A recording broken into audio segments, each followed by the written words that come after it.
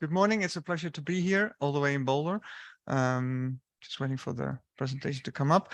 What I will be presenting is a study that we are doing in Europe that I'm coordinating with a large team, actually, where also our colleague Jack Burns is part of, and that's called an Astrophysical or Astronomical Lunar Observatory, and that's an ESA Topical team.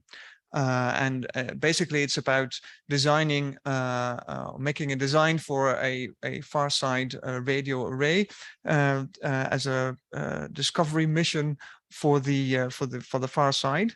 For the 21 centimeter dark ages and cosmic dawn. So what I'll talk about a little bit here is the opportunities that we see for such an instrument for collaboration. Because having a radio antenna on the far side of the moon, as was explained in a very nice talk by Steve in the previous session, opens up basically a new window on the universe. And in that window, we can detect the early hydrogen from the period before the first stars were there, and will give us, in the end, especially when you build a big array, it will give you the opportunity to see how the first structures in the universe were formed, and it will allow you to do that global detection of that signal as well. But there's a lot of synergy here as well with the plans both at ESA and NASA for human exploration, building facilities on the moon. You need power, transportation, you need data transport, data processing, all those kind of things, communication, and that's what we need for science as well. But I think, and we think here, discussions that we're having with Jack and others, that there's a huge opportunity here for a collaboration building on European and American heritage. Let me see if I can go to the next slide. No. How do I proceed? Oh, there we go. So I will not talk too much about that because I think it was discussed already in a nice talk by Steve in the previous session. But we're targeting here the signal from the redshifted signal from the 21 from the hydrogen in a very early universe, in the period that we call the dark ages and the cosmic dawn. So the period where actually there was no stars. It's the only way to directly study this period of the universe. And the interesting thing is that the signal from the hydrogen that is emitted is redshifted to a frequency regime that we can't see from Earth. So we actually have to be outside our atmosphere, which blocks that radiation. And we need to be at a very quiet place as well, because we still create a lot of radio signals in that same frequency regime as well. So we really need to be away from the Earth, because there's still a lot of leakage of radio signals that come through our atmosphere. So the blockage is not ideal, is not complete. So the lunar far side is by far the best place in the solar system to do these measurements. And if you're able to build a large radio array on the moon, you are able to map that early region of that region of the universe, that early period of the universe.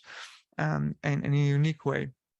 But it's all about scalability, and that's the point I want to make here. So I will not go too much into the science, but talk a little bit about the scalability that we have.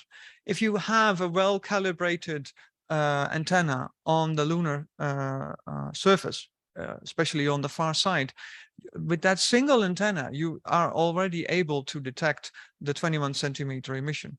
And it depends a bit on the simulations and how well your instrument is calibrated. And it depends also on if the models that we have for predicting the strength of the different signals of the dark ages signal and the cosmic dawn signal, if those are correct. But in principle, you could do a first detection with a single element. So a single prototype element or prototype mission would already give you a new discovery, but it will also allow you already to do some ancillary radio science in the same frequency domain, looking at activities from the sun and planets. But as soon as you start expanding the array, and don't get me wrong, I would like to start with a large array as well, but as soon as you start expanding the array, making it bigger, having more elements there, then you start expanding the science you can do. And in the end, if you want to really do the dark ages mapping of the hydrogen, you need a lot of antennas, really a lot of antennas. And in the mission that we're trying to design within the topical team that we're doing at ESA right now, we're looking to have about 1,000 antennas on the moon, and that will allow us to penetrate already into the cosmic dawn. So it will allow us to do that first global detection, and it will allow us to do some of the detecting some of the structures, early structures in the cosmic dawn period. Going to the dark ages, even further back in time, will allow us, will require more antennas, and that's a challenge. But the scalability is a powerful thing of this concept. And you can think about having one element, one lander on the moon with several antennas, and you can bring another lander on the moon with several antennas and connect that. So you can start to build your array as you go along. Now, within the topical team, we're trying to structure the kind of work that we do. We're looking at a different kind of measurements. So we're looking at the global signal detection that will require maybe a single element or a couple of single elements, well calibrated at an isolated location. So preferably not too close to other instruments or facilities on the moon. And then we're looking at the power spectral or tomography measurement of the 21 centimeter emission from the hydrogen that will need an imaging array. And that could be big, right? As I said before. But even for the global signal detection, you would need to know what is your foreground emission, and we had a discussion on that as well. And you can use that imaging array to also maybe get a better handle on the foreground emission. So those two concepts for one mission would support each other. Now, this is a sketch that I received a couple of days ago from my colleagues at ESA, where they said, you know, we've within the topical team, we've done a CDF study, a concurrent design facility study, which came out with a big report with a concept design for a system on the moon that's based on a lander and rover that would deploy hubs, and that would deploy then antennas on the moon and spread out over a large distance. So this is a bit of a concept that they came up with, but the concept, as you see here right now, is not ideal, and it's not perfect, and it's not exactly what we wanted, and it's because it's based on old technology. So if we use the current day technologies to build a system like this, using the European lander that ESA is currently designing, we can only build a system with 16 antennas, which is not big enough. So what we're trying to do right now is see how can we go from an array with 4x4 antennas to a larger array. And that will come with a big problem, because if you use current day technologies, you have a mass problem, you have a data rate problem, you have a power problem, and we need to solve that. So what we're currently trying to do within the topical team is working on technology developments that will allow us to do to make a larger array.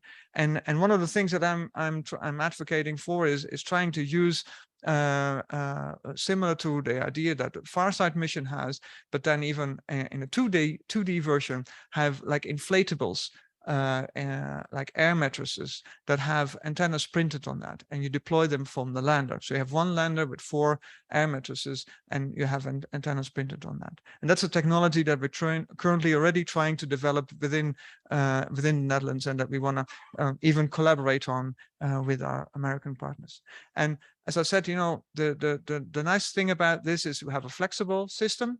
So we can easily add more landers and more arrays, but we can also, we have to do is also have this strong collaboration and use the synergy between and the experience that we have in the US and in Europe, and do some of those technologies developments together. So in Europe, what we have, similar to the Farsight idea that Jack has been promoting a lot over the last couple of years, in Europe we had what we call the DEX concept, the Dark Ages Explorer. And what I think we should try to do is see if we could merge those two ideas together and have like an international collaboration, as Jack called it, Marc's and Jack's excellent adventure, but we should give it another name probably, and see if we can, you know, merge that into the survey project that's going on around here. So I'll leave this up to give you an idea of the timelines and the plans that we're currently having. So we're working towards a mission on the Farsight. And in between, we are already working on a pre-phase A study, what we call PREDEX, for a single antenna small version of the large one that has to go to the far side for South Pole mission. And in between, we are looking to have a demonstrator on the Moonlight project. So I'll leave it at that. Thanks.